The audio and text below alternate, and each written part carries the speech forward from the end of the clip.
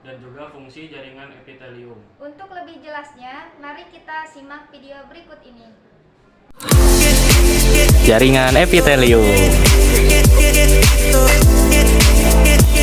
Apa sih jaringan epitelium itu? Jaringan epitelium adalah jaringan yang melapisi permukaan luar tubuh atau membatasi permukaan suatu rongga tubuh.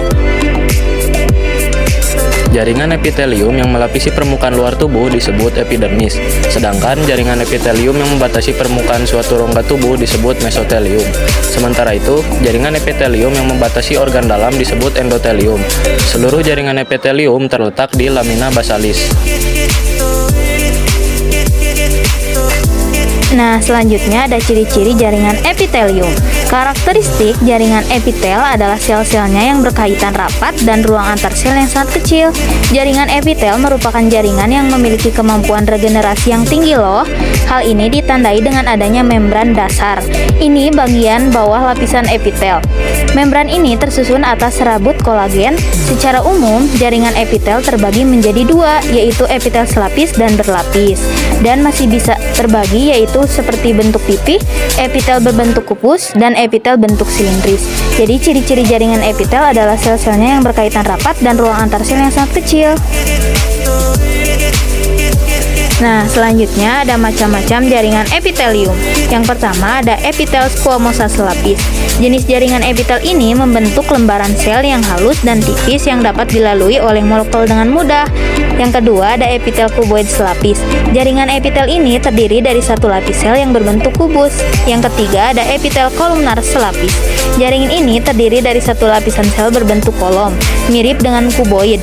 Jaringan ini memiliki fungsi perlindungan, sekresi, penyerapan, dan ekskresi karena ketebalannya loh. Yang keempat ada epitel squamosa berlapis. Lapisan epitel squamosa yang datar dapat memberikan perlindungan terhadap abrasi dan kehilangan air.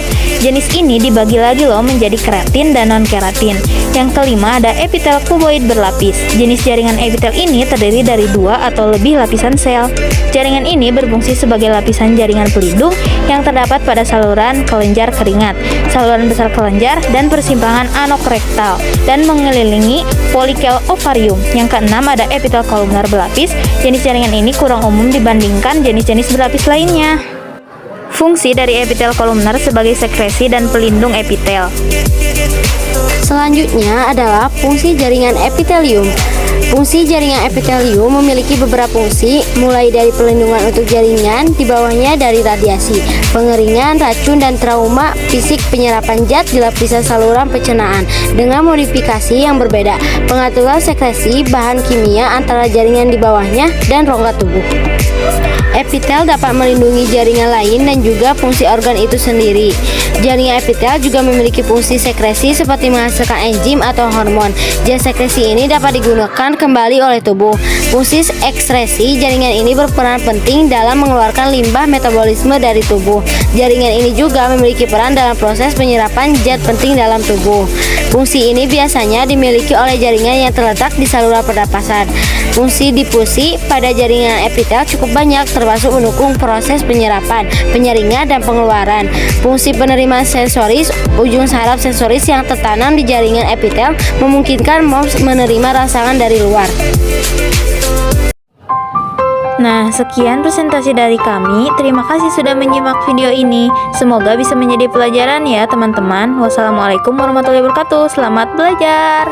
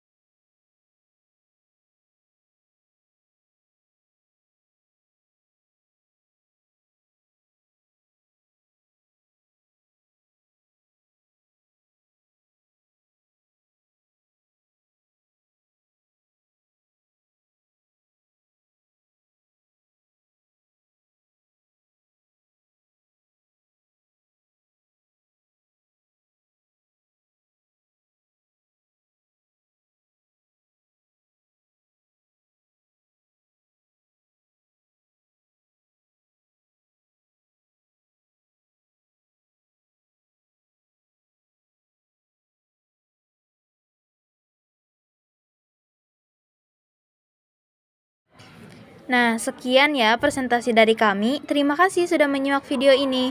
Semoga bisa menjadi pelajaran ya teman-teman. Selamat belajar. Wassalamualaikum warahmatullahi wabarakatuh.